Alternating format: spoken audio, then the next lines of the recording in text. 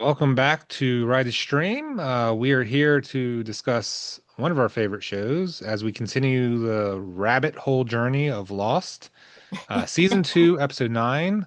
I am Travis, and I am joined, as always, by my very good friend Michelle. Michelle, how's it going today? Oh, it's gone well. Doing one of my favorite activities um, with you, co-hosting and chit-chatting about Lost. So Yeah, excited for today. We had some questions answered, and of course the new stack of questions not answered. yes. And for everyone that is here joining us, thank you for watching, or if you have us in the background listening, thank you. Um, yeah, this is a very good episode, as it definitely tackles one of the main characters. And uh, I'm I'm ready to hear your take, Hmm. because again, if you're not a usual participant in our series and you're new here, I'm quote unquote the veteran, and Michelle is the newbie. So she sees every episode from now on fresh for the first Yep. time. Um, and if you're ready, I'm ready to just dive in and start the synopsis, and then we can tackle our questions along the way. Let's dive on in. All right. Let's see here. Got a lot to tackle today. There's We some. do. All right. Uh, Ever since discovering Kate was a fugitive early in season 1 of Lost, we have been desperately wanting to find the answer to the question, what did Kate do? Well, those who reached season 2, episode 9, we finally get our answers as the episode is aptly called What Kate Did. The episode focuses on flashbacks with Kate and starts with her drunken stepfather returning home one night as she helps him stumble to his bed. In a gross conversation, while he calls her beautiful and asking if she's going to take his pants off, we soon realize that her stepfather is a real piece of you know what. Hmm. Kate exits stage left, climbs on her motorcycle, and rides off into the night. And then the house explodes. That's right, Kate murdered her stepfather. But wait, there's more. Our very nasty U.S. Marshal returns to capture Kate before they crash on a rain soaked road at night, where Kate pushes him out of the car, drives off, and happens to see a horse on the side of the road. Oh, and the only reason she was arrested for murder in the first place was because she went to her mother and told her about insurance she took out in her mother's name for the house, and then got cagey when her mother asked what she did. So her mother gave her up to the police. When she escapes, she seeks out her dad, who is a sergeant in the army, and asks why he didn't tell her that Wayne, the stepfather, is actually her real father. And he says, I didn't tell you because I knew you'd kill him. And when she asks why he didn't kill him, he says, quote, because I don't have murder in my heart. Ouch. Back to Hmm. the island, Kate thinks she's going crazy. She sees a horse, one that suspiciously looks like the one she saw when she escaped arrest, and she thinks it's imaginary or ghostly. When she's watching Sawyer in a fever dream, he strangles Kate and asks why he killed her. So now she thinks Wayne, her stepfather slash father, came back from the dead to return the favor. When she returns to watch Sawyer later, she admits to him that when she feels something for Sawyer, she feels sick because she sees something in him that reminds her of Wayne. Well, quote, that's about the sweetest thing Sawyer has ever heard as he awakens from his coma, and then wonders if they're saved because he's sleeping in a bunk bed. On top of all of that, Kate kissed Jack in the jungle and then looks mortified afterwards. Michael and Echo watch the Dharma Initiative film. Michael questions why they're pushing the button, while Echo shows John a book he found on the other side of the island, which reminds him of an ancient tale of a temple being rebuilt by a book. John opens the book to find a roll of film And in that film are pieces of the missing footage from the movie they just watched about their station. The missing footage tells them not to use the computer for anything other than pressing the button, especially communication with the outside world. And as they watch this, and as Michael examines the computer system, an odd beep occurs. Michael walks around and realizes a message is waiting on the computer and it says hello. Michael responds back and responds with his name, to which the person on the other end says, Dad? And that is an episode. Um, there was a lot to unpack in this episode. Hmm. So as a first time viewer, what how are you impacted as you're watching everything play out? Well, there were so many details. It wasn't like big swashes that sometimes we see in episodes. There was a lot of little things throughout the episode that helped to understand what Kate did, but just also to understand different things about the other characters.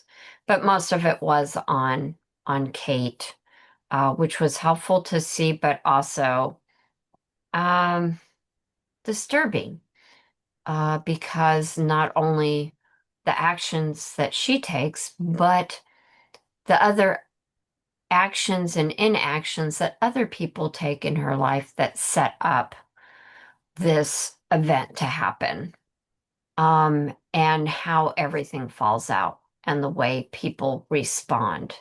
Number one, the fact that her mother still loves this doofus dude, even though he beat on her, was physically, emotionally, and mentally abusive to somebody, and they took it, they loved them anyway.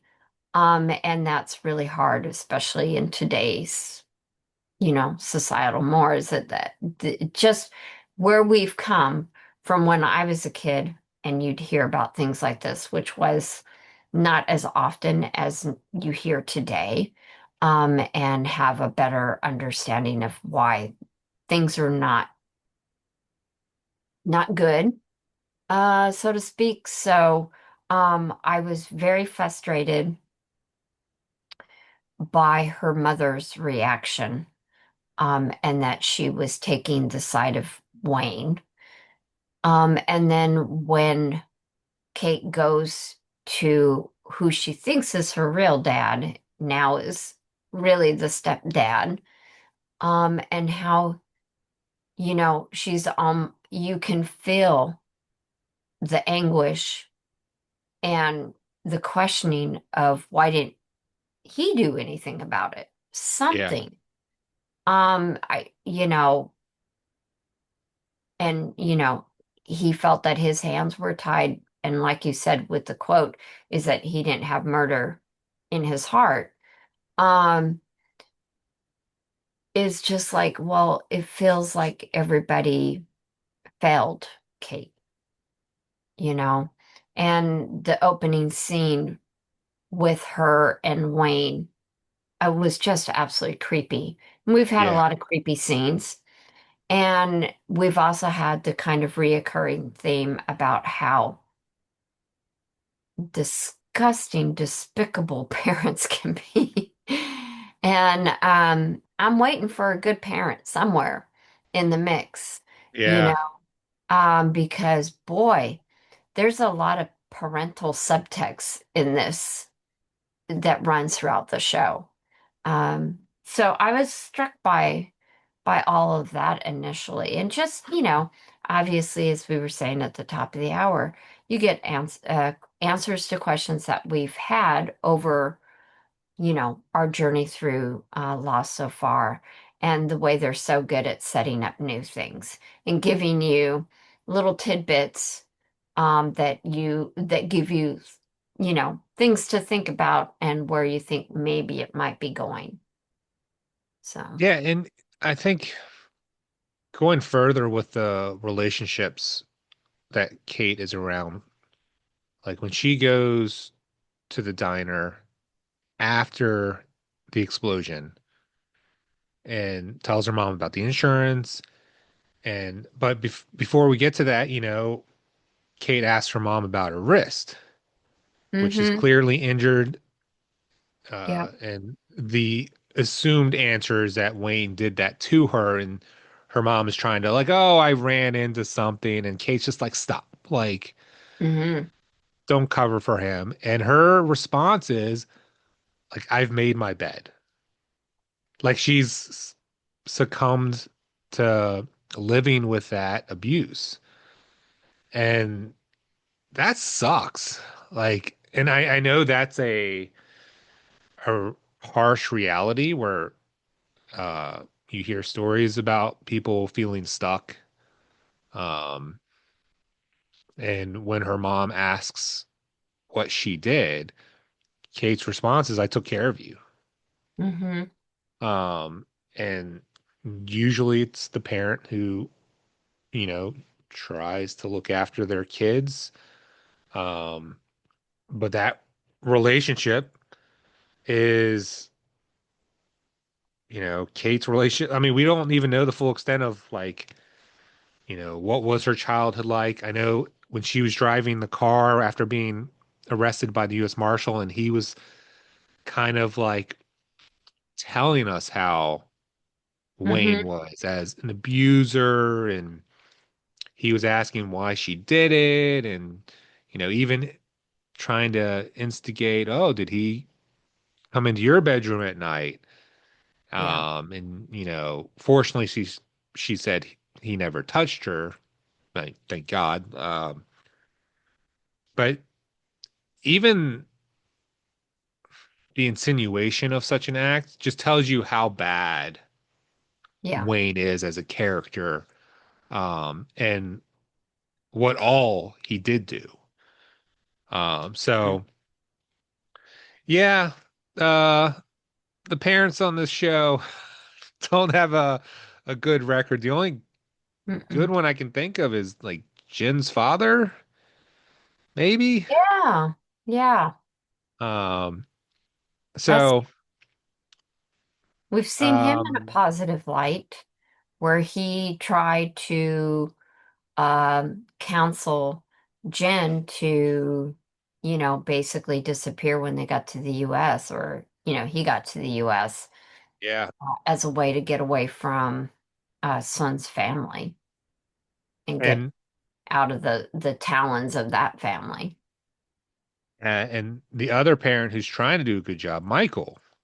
Well, Mm-hmm. I'm gonna jump to the end. Like when Yeah. you saw that conversation come out where it says DAD question mark, and you see Mm-hmm. Michael just kind of like staring at the What? computer saying, how did that impact you seeing that? Were you like, what the hell's going on? Like, Yeah, I remember thinking, oh, this is going to be weird if it's Walt. And setting up that whole exchange, we have Mr. Echo and John watching the missing piece of the video, and where it says, do not use the computer for anything else other than inputting the numbers at the appointed time. That's the only reason to use that computer. Not supposed to use it to contact the outside world and stuff like that. Otherwise there's going to be another incident. And it was talking about the concept of isolation, in that video and things like that. And I was like, well, great, but what do you do when the computer is actually reaching out to you? yeah, And of course, Michael didn't know because he didn't see the missing. And I mean, I'm not sure that he would have equated that, well, I'm not using the computer other than the numbers, because he could say, well, maybe the computer's trying to talk to me, but this is once that line came up, I immediately thought about, like, I think there's a movie, Ghost in the Machine. I think that's the name of the movie. I'm not sure, but it's where a serial killer becomes infused with the fiber optics, and he's going around through and he's able to communicate through computers and electronics and things like that, I think. I definitely know a computer. And yeah, so it kind of made me think of that, but it also made me think, is Walt actually dead? Because every time you see him, he's got, he's drenched, he's got water coming out of his mouth. Um, when he was taken, he was taken onto the other boat. So he didn't fall off the boat, at least not in our view. Right. So how come he's so wet? How come he has water coming? Why is he gargly? Why, why is he there but then not there? So it does make me think that is he actually a spirit and now he's like, running around as a ghost or something. So yeah, it does, of course, bring up a lot more questions like, where is Walt? You Yeah. know, and how is it that he's able to communicate in the computer? Because I'm thinking of Michael as a reliable narrator. Like what when he's in the bunker, he's like noticing the blast doors and, looking at stuff and, making observations that the others not have not necessarily noticed. So I feel like they've set him up to be reliable and Yeah. rational. So when that does happen, it does make me think, well, if this is happening to a rational person, a rational character in our story, then what is going on, with Walt? And we really haven't seen him. We haven't seen him with anybody else. So No. we can't necessarily say, oh yes, he's definitely with the others, unless the others, one of those elusive groups that we're keeping track of, is actually spirits, and maybe that's part of one of the experiments on the island. Don't know. So I think this topic kind of like ties into my third question Yeah. um that I think I'll bring up now because um the the idea of Lost with the island and the Hmm. mystery behind it, um, you know, the creators have done a great job like exploring that form of storytelling. So we've seen polar bears, boars, we've seen Jack's father, a monster black smoke thing. As Hmm. you mentioned, we saw Walt kind of inaudible with water all over him.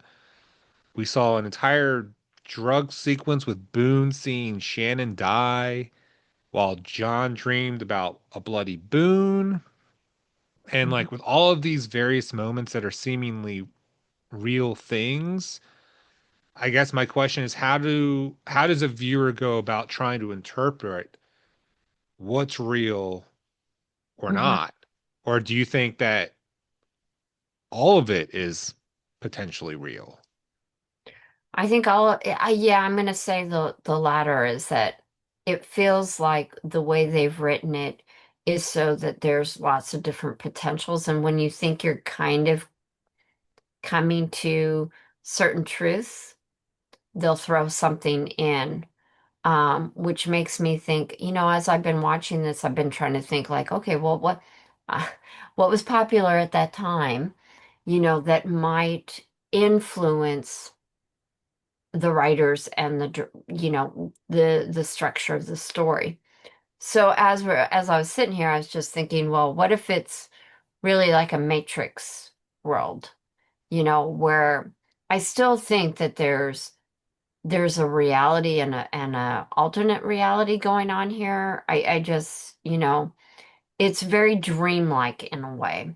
Yeah. And the fact that, Kate sees the big black stallion. Well, I immediately thought of the movie The Black Stallion, where they end up, kind of isolated on an island and things like that. That's part of the story.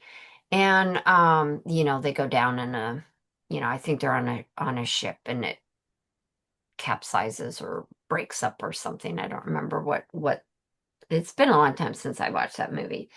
But I do remember they end up on this kind of island thing. And I'm like, what if it's really, I still think that there's that sense of experimentation. Like this is almost like the Truman Show. That was the other one that I kind of came on. That I was Yeah. kind of like trying to my brain is trying to rationalize the storytelling. And that's what I find I'm always doing when I'm watching this show.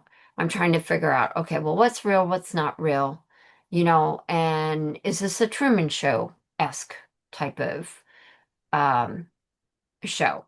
Is it, obviously it's psychological, it's emotional, it's a exploration of a variety of things, mostly human nature, it seems, and, trying to live in this lost environment. So, yeah, I do think there's a reality outside of the island. And what's on the island is more dreamlike, magical adventure fantasy all rolled into one with a lot of drama um, Yeah. added And in. and you mentioned like the horse with Kate. Hmm. That that whole experience kind of for me paralleled Sawyer's experience with the boar, where Hmm. they both kind of had this inkling that is this animal representing someone that I killed? Hmm. Um, and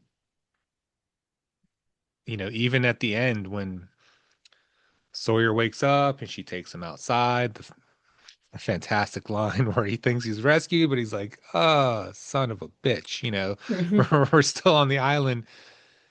And then he kind of freaks out when he sees the horse because he's like, maybe you should take me back inside because I'm seeing stuff. And she Hmm. realizes that he can see the horse too. And and this episode also reminded me how I kind of missed Sawyer's banter. Yeah, And and it's like it starts, but then it quickly it abruptly ends when he's seeing the horse, and then she turns around. She's seeing the horse, and she's glad he's seeing the horse because she's not going crazy then. My reading of the horse is that the horse was a savior for her. Because if the horse hadn't come out into the road, the the marshal wouldn't have like tried to avoid hitting the horse. So yeah, I kind of sense that the horse was kind of an oppor gave her the opportunity to try to get away. And so I saw him more like a savior, even though he's black, and you think of like all the different kind of representations. Well, good is usually associated with white, bad, black.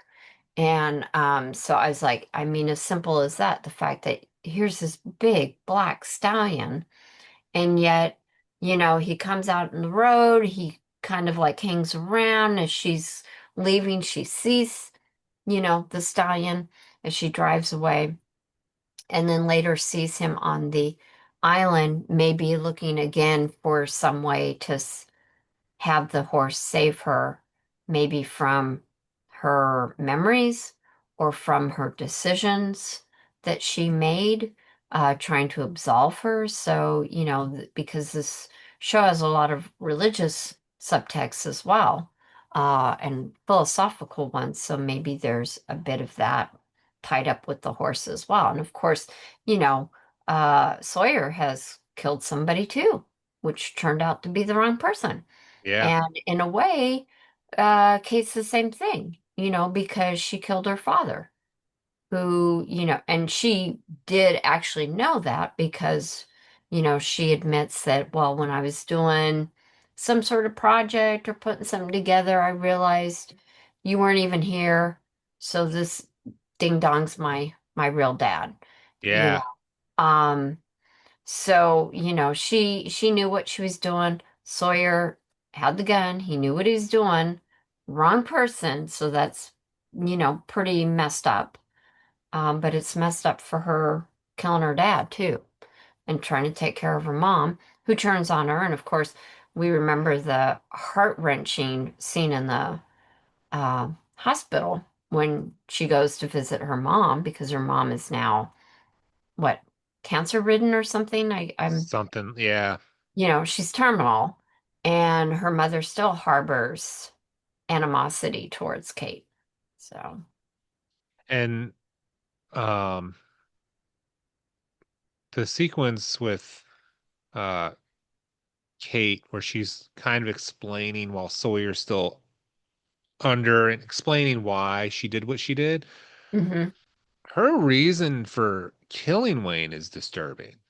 Just for the fact that it's him and not wanting him to be any part of her.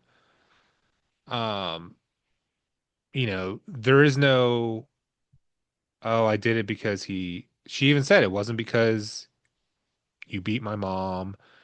It wasn't because of the way you looked or talked at me. hmm And it's like, man, I don't even know how to reconcile that because the reasoning behind the action doesn't seem to be a definitive enough reason to do such an act. I mean, not that you should ever do that, but like if she would have said, "Oh my God, I was tired of you beating on my mom," or hmm coming after me or whatever, like, but to have that as the reason, I was kind of like, "Oh, that's kind of surprising." That Yeah, I had trouble reconciling it too, because of what it represents. The fact that she is stating that she's not being reactive to these external things that are going on that leads to killing Wayne. It's more at a personal identity level and a more philosophical and one, because I think she says that, yes, the thing about she hates the part of him that's her, but I'm like, that's who you are. That's your DNA. That's your physicality, but it's what you do with that. Like she yeah, says, she doesn't feel like she can have anything good or that she can do anything good. Um, and that's at a core identity problem then or crisis that is going on for her yeah, that's beyond removing the external issues and the factors and elements that are going on around in her world to something that's to her core. Yeah, I had a really hard time because it with her killing him, how does she I think what we use I don't want to say it's usual, because I don't know. I'm gonna take a jump and think that maybe it's more normal that when we are struggling at a personal identity level, that maybe people or a person is more likely to take their own life because of what they're struggling with within themselves and the identity, because you can't take that out. You can't take the DNA out, yeah, you know?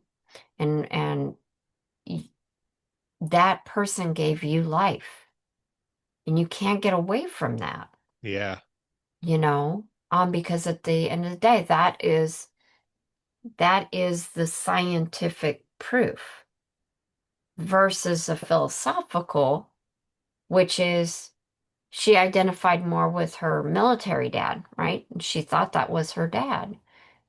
Nobody's taking that away from you. yeah, Nobody's taking that away from Kate. That can still be her dad. yeah, I have a biological dad, but I also have a stepdad. And I love my bio dad when I was growing up.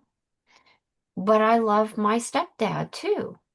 And, I appreciate what he is as a role model for me.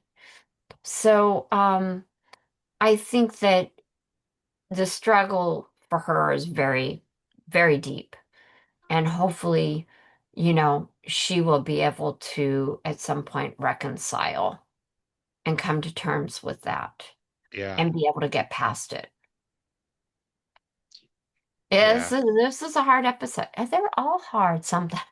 They are. There's just a level of connection that we get with these characters and the trauma that they're experiencing. Yeah. And I know we need to dive into some of those scenes and Hmm. to maybe further flesh out. But maybe we could take a quick break and then we can jump into our questions and further torture ourselves some more with these these scenes. There, Uh, there, there are a few rays of light, not many this time, yeah. but I did try to see a few nuggets of light in there as well. So hopefully you saw a couple as well. Yes. Uh, and on that note, we'll be right back. Yep. Hey everyone, just a quick break to say thank you for watching. If you'd like to support Michelle or I, we have links to our works, social media in the description below. Um, Ride the Stream is our kind of fun gig where we get to take a break and do what we're going to do anyway and just record it. And if you can spare some time to follow us on social media, where you can find our other creative works, that'd be great. And that's it. We'll get back to the conversation. And we're back. We're going to talk about some of our favorite scenes. Not that any of us have a list or anything. Uh, do you have a favorite or do you have a list of potential favorites? Favorite scenes? Yes. I do. There's obvious ones. Sorry. She's like, oh my goodness. That little short break was enough to wind her back up. So, anyway, okay, back to the thing. I have about four or five of things. So, I got um, listed six. yeah, just really, really tough. Obviously, many of the scenes with Kate, um, speaking with her mom, speaking with her dad, um, you know, interacting with Sawyer, um, even, her talk with Jack a little bit and how she's, kind of comes flustered, and especially, when they kiss. Um, That was a tough scene. yeah, and I mean, those are supposed to be the romantic and warm and, uh, warm and fuzzies, and there was no warm and fuzzy in there. So, She was startled by what she did. yeah, yeah, she kind of stepped the line with that one. And, but also knowing that, she's feeling like she can have nothing good and, that kind of thing. I could almost see where, she may be thinking Jack is a good that she can't have. Yeah, I And we've definitely seen felt that bad for Jack in that moment. He was just like, yeah, like happy, but then, also struggling because, he heard Sawyer in a delusional state saying that he loves "Mm." her. And I mean, of course, this is lost, so we cannot just automatically assume that he was talking about Kate.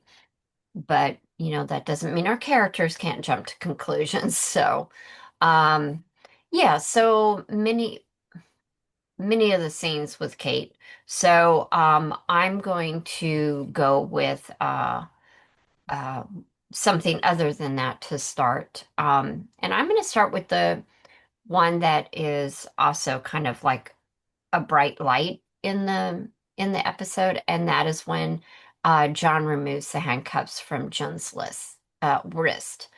I thought was that's probably like one of the most, oh, finally, and the feel of relief and the feel of freedom and not having, the jewelry on the left wrist for, you know, almost one and a one and a third episode seasons, you Yeah. know, like could you just imagine being that actor? Oh, okay, I'm back. Oh yeah. Where's my jewelry? Oh yeah, there it is. You know, type of thing. That was on my list too. Like, Yeah. um, John cutting it off and him saying free at last and Jen saying thank you and Yeah. uh even Jen just showing it to Michael that it's off his wrist and um yeah, I didn't even thought about like as the actor, you come to work be like, all right, time to put on my jewelry. Um Yep. and I Yeah, mean so that that was a highlight for me. yeah. No, that's Scenes. good. So I'll bounce off another one. Another bright light. It's not my favorite, but the Hmm. episode started with Jin exiting the tent. He didn't have a shirt on, and then Sun comes up and hugs him from behind, and kind of like, Hmm. you get they've, reconnected and they're happy, and then you see Hurley Yeah. kind of giving like Yep. thumbs up. So, um, that was good to see. Although you follow Sun's gaze, who is watching Saeed dig a hole to bury Shannon.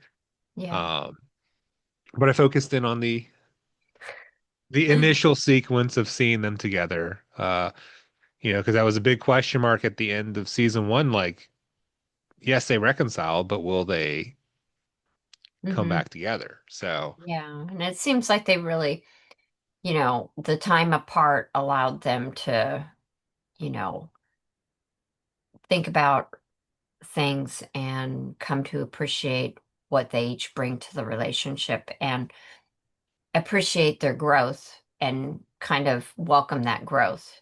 The fact that Sun's able to speak English and it's actually been helpful, and how she's able to use it for Jin by giving him that little dictionary, yeah, rudimentary words, but you know, helping him too. So, yeah, I really thought that was a bright light too, to come through and see them back together and seem stronger than ever. Like they went through their very huge trials, and found each other again. I was very happy about that. Um, Kind of going on the more philosophical conversation, and I would say when John and Mr. Echo, and they talk about they use the biblical story as a way of introducing the book with the hidden film canister in it.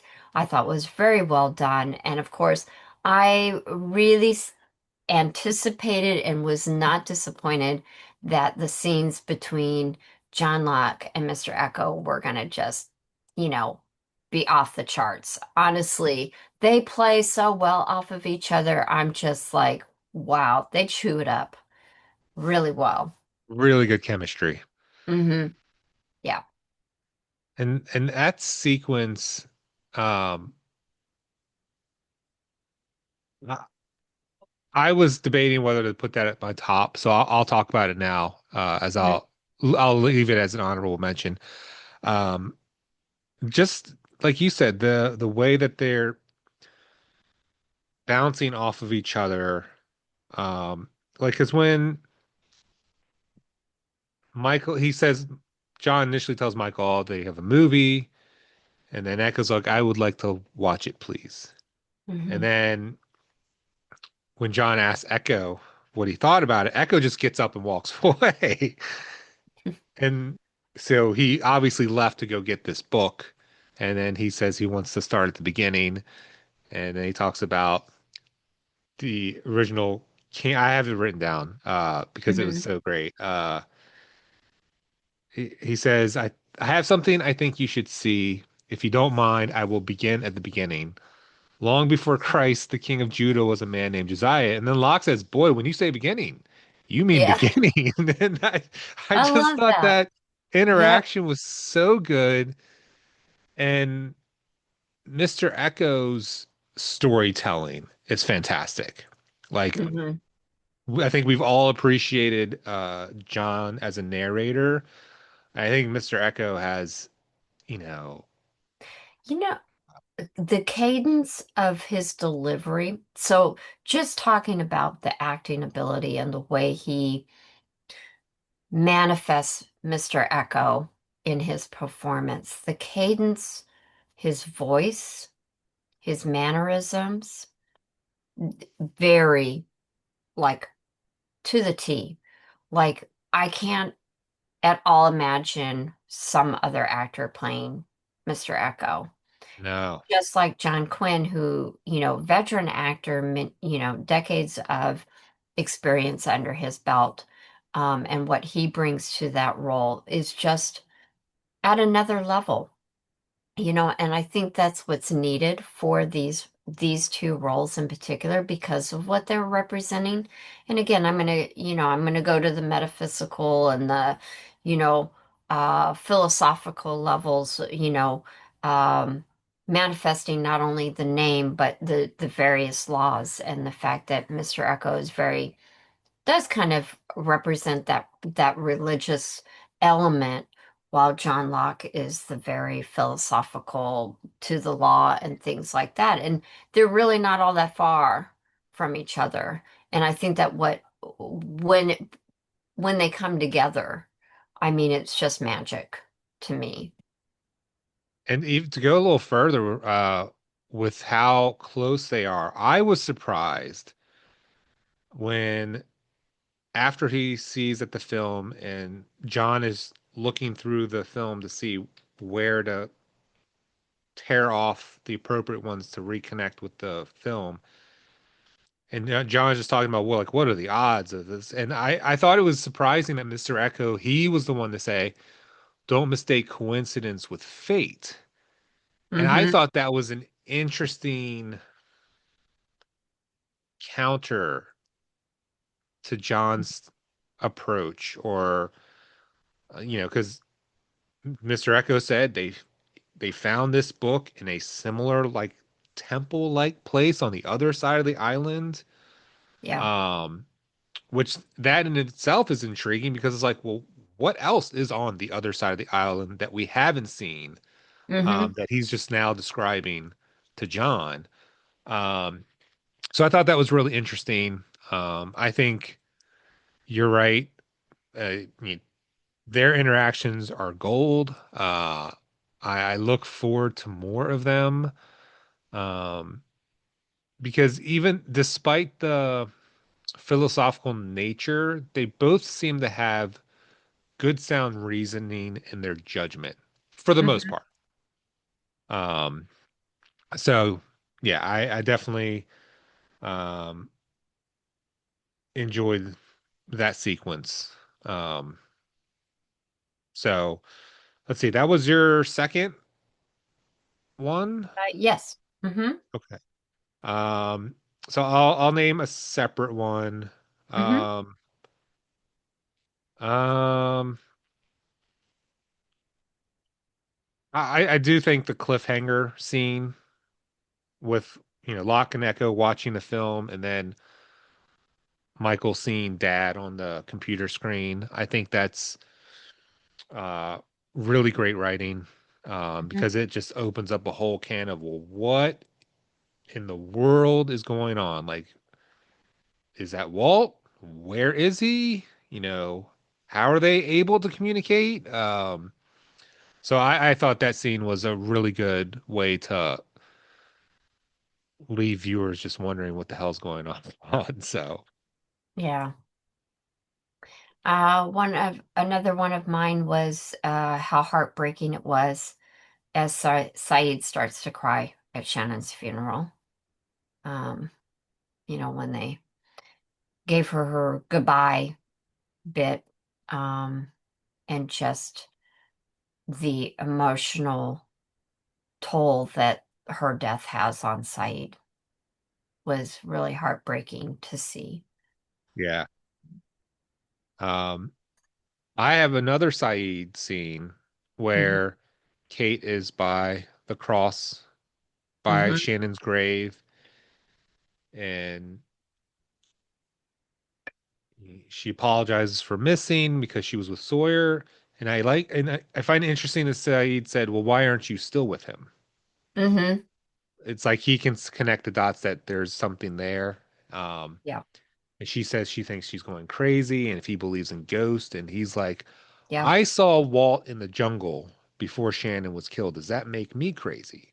Hmm. And I thought that was really interesting because Saeed's also heard whispers before. So, I think he's probably the right person to talk to Kate in that moment. And you still Yeah. see like the anguish of him dealing with Shannon's death. And um, so I really like that sequence too. Hmm. Yeah. I think out of oh, yeah. So I think out of all the Kate scenes, I think probably the scene where she's reveals why she did it was pretty powerful, and just, and we've talked about it, the complexity of the meaning behind it, and what it says about her character, and the crisis that she's in, trying to reconcile, mediate all those feelings and emotions that she's having, that Yeah. she's been carrying around for, quite a long time. We don't know how long, but it's, a long time. And I was just thinking that, along with the father, her killing her dad, her best friend from childhood that she kind of loved, also died, while Yeah. she was on the run. She was driving the car, and even though it was somebody else that shot, she's still, through her actions led to this friend's death, as well. So a lot to unpack with So was her. that scene with Kate revealing, was that your favorite or I'm just gonna one of the say that other? is, yeah, I'm gonna say it's probably my favorite, um, because of all that it had to say about what we've seen. Okay. Um, I think that scene, and then of course the lighthearted at, Sarah's like, wow, what a, sweet words or whatever, which was, kind of broke the mood, but also kind of, was a great way to kind of close that. Um, and, the writers do a really nice job with kind of like using things to kind of shut down being able to go any further. Because otherwise, what would she have said, to like, well, how much did you hear, type of thing. So, um, yeah, just the fact that she started addressing Sawyer as Wayne, Yeah. because she thought that maybe Wayne was actually embodying his, in Sawyer, and that she had some sort of conduit to Wayne. Um, you know, it also why she's kind of like attracted to Sawyer, because that's probably kind of the guy that she'd be attracted to. But then how much she hates him because of what he reminds her of her father. And I Yeah. think that also helps explain kind of the dynamic of that relationship from her perspective. Yeah. So, Yeah. so I I'm mean, gonna say that's probably my favorite. Um, I did, let's see, was there anything else? There was a lot of great scenes. Yeah, so that was I put that her revealing, and I continued it like with Sawyer waking up and them going outside. I just lumped that all in as one scene, and Hmm. that I put that as my favorite one as well. Yeah. Like I mentioned earlier, you kind of forget, Sawyer's been unconscious for a little bit and missing his Yeah. banter, um, to kind of like cut through some of the tension that we get. Even the comment at the end where he's like, "Do you know that horse, Freckles?" Like Yeah. something as simple as that. It's like there's no meanness behind it. That's kind of his now new term of affection for Kate. And I like that, because I was like, there was no, it, it was an endearment rather than a, a slight or a criticism by using, it, to me, I could see if they were a couple, hey, Freckles, what do you think about this or that? yeah, And that be a term of endearment, that was actually sweet because, yeah, there was none of the bite or, you know, Sawyerism behind it. yeah. Um, so yeah, I think this is like the episode that Um, I don't know if this is how I felt earlier when I first watched the series, but this episode and this rewatch makes me realize, man, I really like Sawyer. Like it was nice to see him Hmm. back around and Yeah. um kind of just, we talk about chemistry between characters. Him and Kate clearly have good chemistry, which most of the cast I think has really good Hmm. chemistry together. Yeah. Um and it was nice to have that banter back. And just something as simple as, him asking why she's smiling and she just tells him he needs a haircut. And, it's Oh nothing boy, does he complicated about ever. that.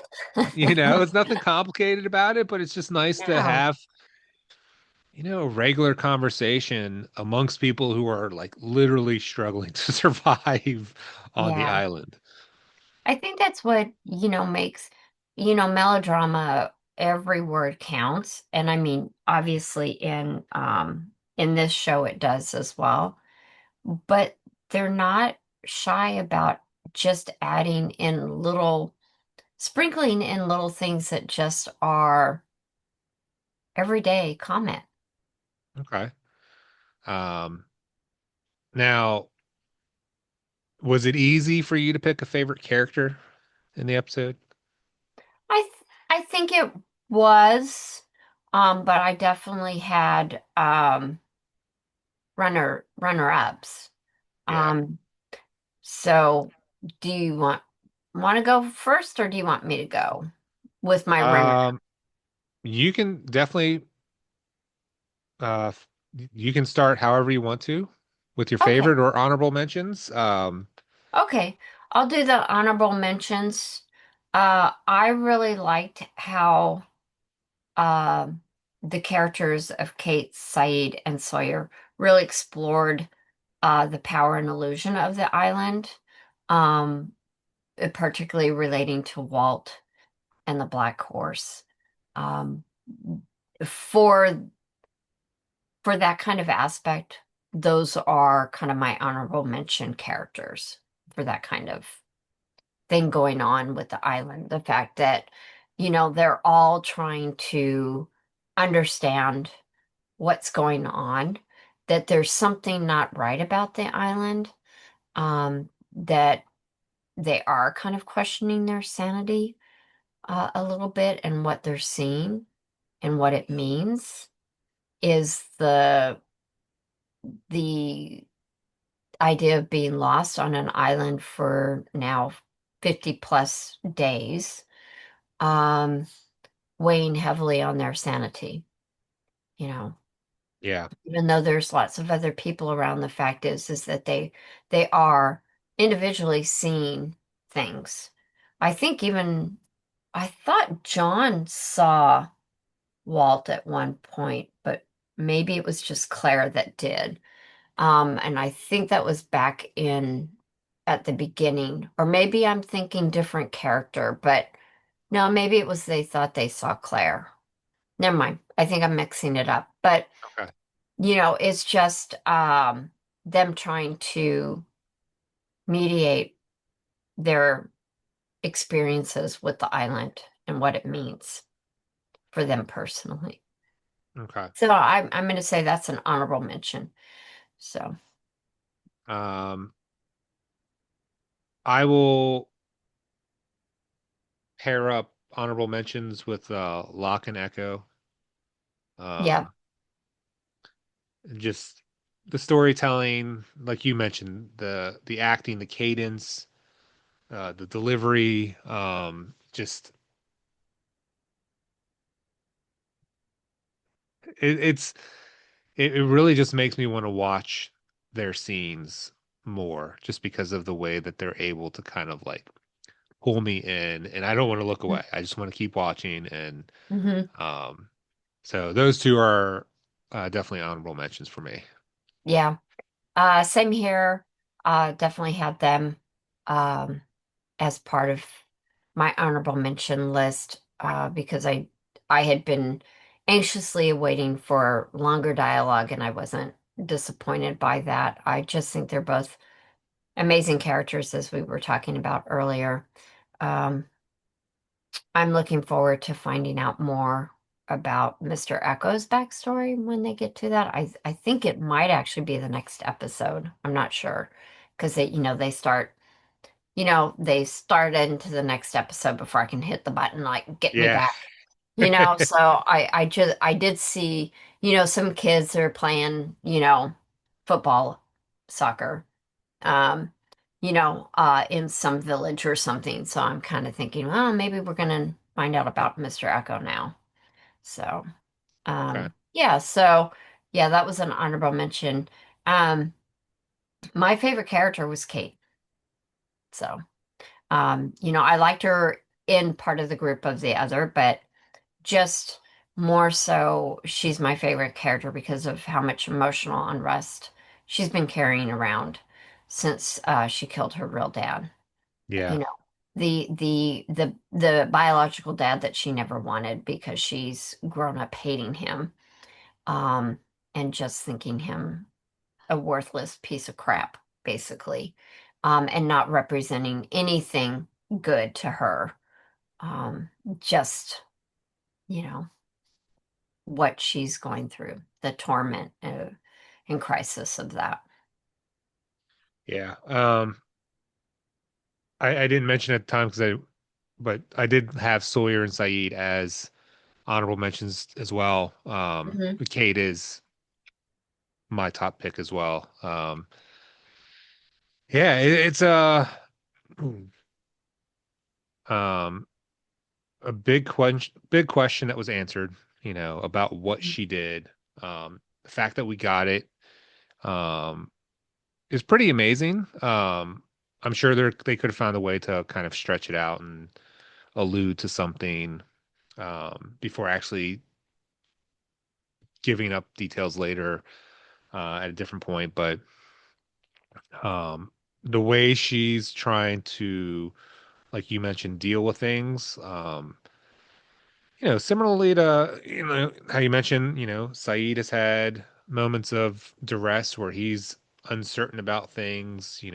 Jack had his White Rabbit episode where he's Hmm. frantic, and we see Kate in this same boat, and being aware of how rattled she is Hmm. kind of also unnerving, just because, as a viewer, it's like, man, she is, you know, really struggling. But the fact you actually hear her kind of spell it out for Saeed, like, I think I'm going crazy. That's Yeah, kind of just doubles down on what she must be dealing with on the inside, like you mentioned. So, yeah, um, yeah, I think this was Kate's episode, not just because of the flashbacks, but I think the actress did really good job kind of going through a bevy of emotions that she's dealing with. So definitely solid. Were there any other moments or anything that we haven't touched on that you want to You mention know, before we wrap up? I noted that couple of things. I liked how Michael, and I maybe I mentioned this before, but I liked how Michael provided a new perspective regarding the bunker, especially since he had spent time at the other one, and he's the only one that could articulate, kind of a comparison between the two bunkers because Jen has a language barrier and Sawyer was, out cold. So I did like what he was bringing, kind of fresh eyes to the bunker, which I thought Yeah. was cool. And then later we have Sawyer kind of looking around and, Kate showing him around and stuff. Because, of course, he's thinking, I thought it was so cute how he says, am I in a bunk bed? I must be saved, Who would think, a bunk bed would represent freedom? But yeah, for him it did. The other thing I noted, just we've talked a lot about it, like, what things, the impact of things and the ramifications. But I just wanted to call out that Charlie directly makes a reference and even says the title, Lord of the Flies novel. And that's something that we've done. We've done some comparing with, and probably will in the future as well. But, he actually refers to the novel, which I thought was, almost like meta, you know? Yeah. And so I did like that. How about you? Anything, on your list that we didn't get to yet? Um, I briefly highlighted Echo telling Ana Lucia that he was going to the funeral, Mm. and he kind of telling her that he thinks that I think most people realize that it was an accident. Um, and I think that my Well, we do have Jack take some alcohol to her at the very end, yeah, kind of a which peace offering. peace offering, and kind of try to help her acclimate to the group, and find her place. Um, so, hopefully that will be helpful, and hopefully we'll see Rose and Bernard later, and and stuff like that. Yeah. So I think that was it. Yeah. So I guess to everyone watching or listening, thank you for sticking around. If you haven't already, please like or subscribe or both. If you leave a comment below, if you're going to discuss anything beyond this episode, please list a spoiler alert, just so that way anyone who hasn't seen beyond this episode won't be spoiled. And until next time, you'll see our episodes pop up on Friday mornings, Mhm. and we will catch everyone on the flip side.